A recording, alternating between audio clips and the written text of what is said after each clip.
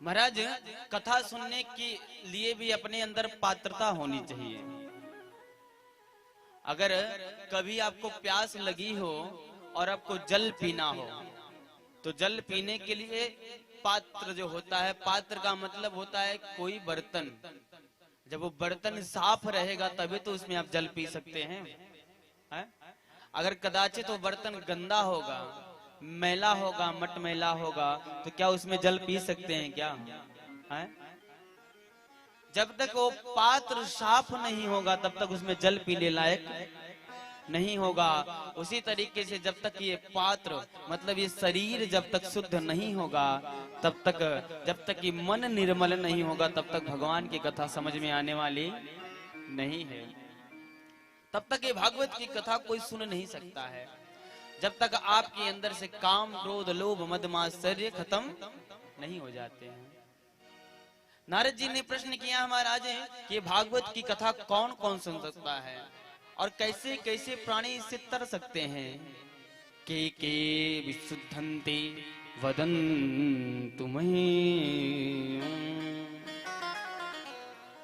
नारद जी ने महाराज जब देखा कि महात्मा सुनने से मात्र से ज्ञान वैराग्य दोनों स्वस्थ हो गए तो नारद भगवान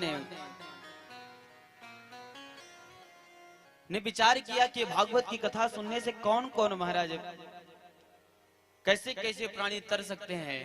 सुनकादियों ने कहा महाराज कैसे कैसे कौन कौन तो छोड़ दो, बोलो ऐसे ऐसे प्राणी भी हैं जो ये कथा श्रवण कर लेंगे तो भी उनका उद्धार हो जाएगा।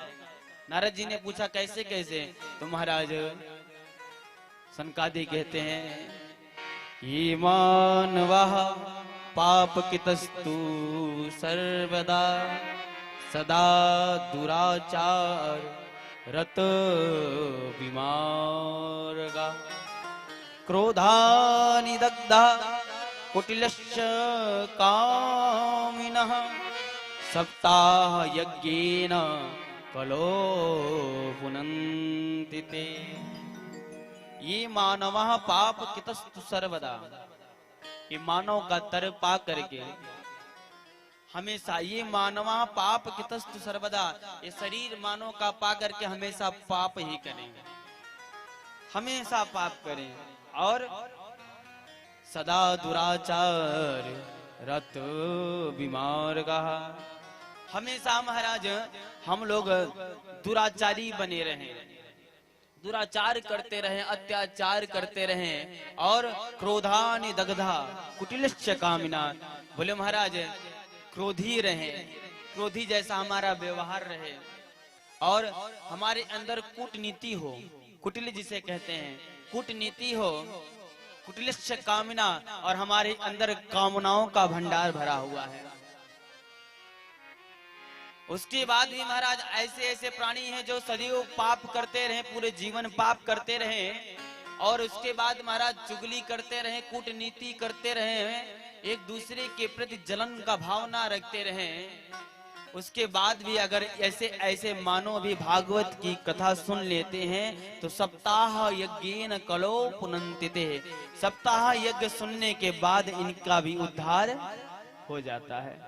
बोले भागवत भगवान की जय। बोले इतना ही नहीं, कोई प्राणी पूरे जीवन में अपने पाप ही पाप किया हो, कभी महाराज पुण्य किया ही ना हो, मरने के बाद वो प्रेत योनि में जाता है और प्रेत योनि में जाने के बाद भी भागवत की कथा सुन लेता है तो भी महाराज धन्य भागवती वार्ता प्रेत पीड़ा और विनाशनी। धन्य है भागवत की कथा जो प्रेत योनि से भी छुटकारा दिला देती है और परम धाम भगवान के बैकुंठ पहुंचा देती है। बोले भक्त वत्सल भगवान की जय हो। नारद जी ने कहा महाराज